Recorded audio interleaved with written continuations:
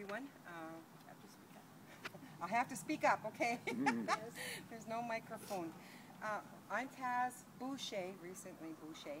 My husband is Wayne, and we are honored to be participating in this ceremony for many reasons, Aboriginal people.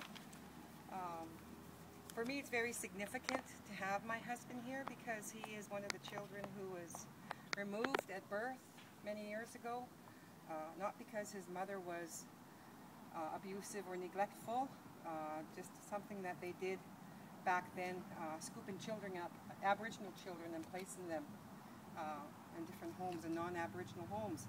All of it being a part of the policy of assimilation that started to occur many years ago, as well as the residential schools. So it's really significant that he's here. This will, my husband is very ill, and it's good to, we decided when we were talking this morning to honor the mothers and the children who were removed from not only for foster care, but residential schools, all those children who were raised without knowing their moms. And I know my husband has suffered tremendously, personally, spiritually, emotionally, because he was not raised with his mother, and there's things that he had to relearn, had to learn as an adult that he couldn't learn as a child. That wasn't given to him because he was raised with a different culture. So he was able to come back to culture with my assistance and my family's assistance. So I'm really honored to have him here with this celebration. And when we talk about genocide, we were talking about generations of Aboriginal people who were removed from their homes, children between the ages of 5 and 15 who were removed and placed in what's called residential schools. And the last residential school closed in 1970, pardon me, the last residential school closed, I believe, was 1996. It wasn't that long ago.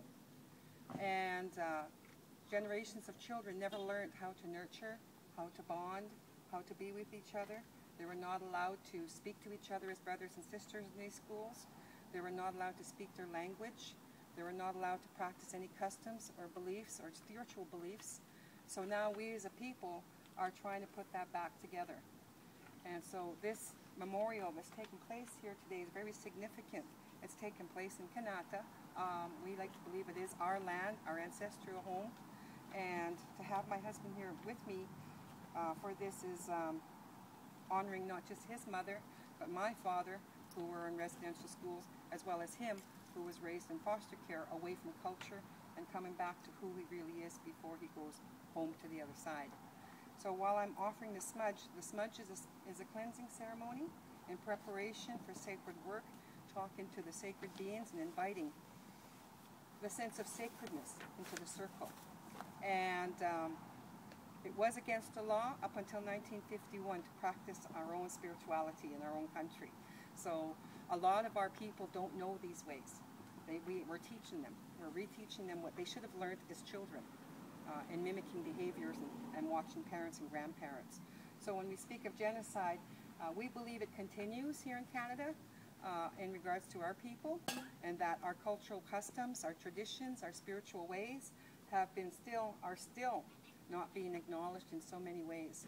So it's a struggle for our people to maintain our cultural identity and our spiritual practices. We are sun dancers, both of us, and that's a 4-day ceremony that I introduced my husband to many years ago.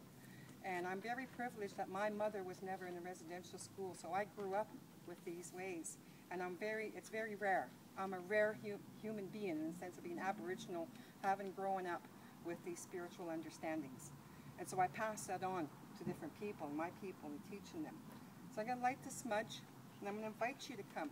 And the smudging is a cleansing of the spirit and a preparation. And please don't feel obligated to do it. It's optional. We are not an intrusive people, and we do not force people. We do not force our way onto people. We know what that feels like, and we would never do that to someone.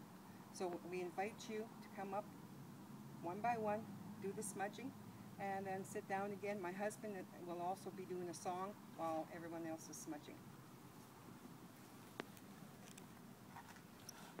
Say something about the song?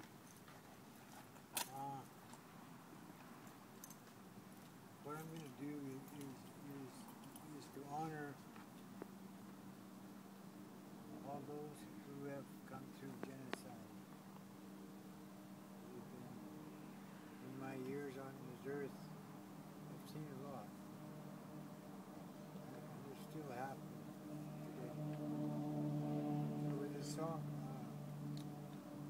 everybody to stand up. And there's no set words to it. It's a chant to honor genocide and how we can make changes in this earth. Mother Earth. It's earth. It's very dear to me. It's been my battle all my life. I like to take this time. So, in your own words, chant or do whatever you need to do to let it out and to honor the children. I'm just going to go as far as I can go.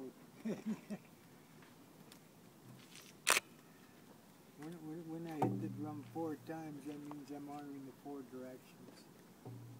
Mother Earth.